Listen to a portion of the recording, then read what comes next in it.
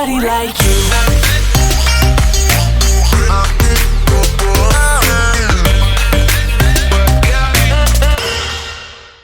Today's Cape Off moment is all about perfectionism. And I define perfectionism as the idea that something is not valuable because it does not fit an ideal, right?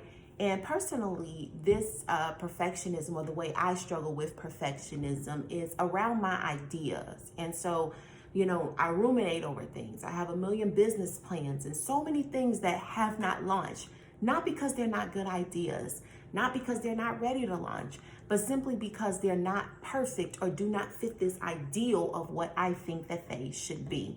I think that this is a particularly interesting topic for women because since we are born, we are taught, or we see certain ideals. And I think that it can wear on our psyche in a way where we're constantly trying to fit ourselves into what this ideal box, right, represents or should be. And something that I've been thinking about a lot recently is around the iPhone and how it is that they launched their idea. And so I want to present this example to you today because if you apply these principles like Apple did, I think that for me, it has helped me overcome perfectionism, and I think it can help you as well. So if you think back to the first iPhone that you've had, I've had a few iPhones. I think I got my first iPhone in 2012. And if you think back to the first one that you had, or even just the first iPhone, right? The features, the functionality, all of that has changed so much. So much so that if we compare that iPhone to the one that's today, that phone would look completely unusable. It would look not valuable. It would look like nothing, right? But when we first got the iPhone, it seemed like the best thing since sliced bread. And so I think about, what if iPhone, though, had a sat in a room and said, until it has all these features and all this functionality and all of this capability, we're not going to launch it. They would have missed out on three things, and probably more, but these are the three things that I've come up with and I think about.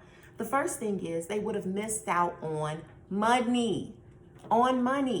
They used the money generated from the sales of the first iPhone to reinvest and innovate and iterate for the next one and the next one and the next one, and they kept doing it over and over again. And so when we don't launch our ideas, we're missing out on money. We're missing out on revenue that could have been generated. Now, of course, we all want a smash business, right? We all want that $1 million, $500,000, revenue, right? We all want that kind of business, but that may not be how the first business is launched. There are very few businesses that their first business, that's how it takes off. And even so, if it is how it takes off, they've probably done other ventures, other endeavors in order to get it to the point of being able to generate that much revenue. And so if we're putting this unrealistic thought that it has to be this booming business the first time around, we never launch. And we're missing out on the $50,000, right? Or the $10,000, or even the $10 that could have been made from that first customer. The second thing that we're going to be missing out on is feedback. And so what iPhone did was they took the feedback, right, from the first iPhone and every iPhone subsequently, through diagnostics, through forums, through checking social media, and they use that to improve the iPhone as they're going along. But if they never launched anything, we would have nothing to comment on. They would have nothing to diagnose and check.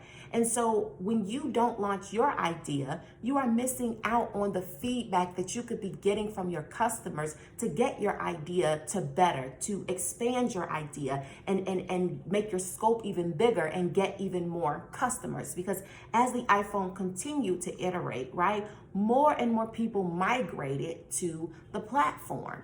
The final thing that they would have missed out on is all the things that happened in the world to make the iPhone better. So I'm going to use this example. The first iPhone did not have a front-facing camera.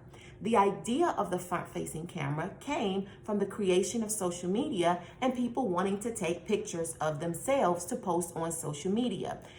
If you remember, we would turn the phone around and take a picture this way, right? And so iPhone saw that and they used it to develop the next iPhone. And what ended up happening is now you have even more revenue, because I know I've upgraded my phone a couple of times. You've probably upgraded your phone a couple of times. Think about how much revenue that they were able to generate, and even more customers that they were able to generate to the newer iPhones. But if they never launched, they never would have had the platform to improve upon. And so as you think about overcoming perfectionism, think about how you may be missing out on those things because you haven't launched anything yet. My final point is I had the joy of watching a video yesterday on Instagram from India Irie. And one of the things she talked about is she's breaking the contract that she had around what a woman should be, and all the things that people think that she should be. She broke that contract. And so I think perfectionism is a contract that we've made in our minds with an ideal of what a business should be, an ideal of what a woman should be, an ideal of what a wife should be, an ideal of what a mom should be. And what it does is it keeps us from being our full selves and expressing our full selves and expressing our business plans and our business ideas, because we haven't launched anything, because we're constantly trying to make it perfect. This has been our Cape Off moment for today, all about perfectionism. And until next time, may we grow together.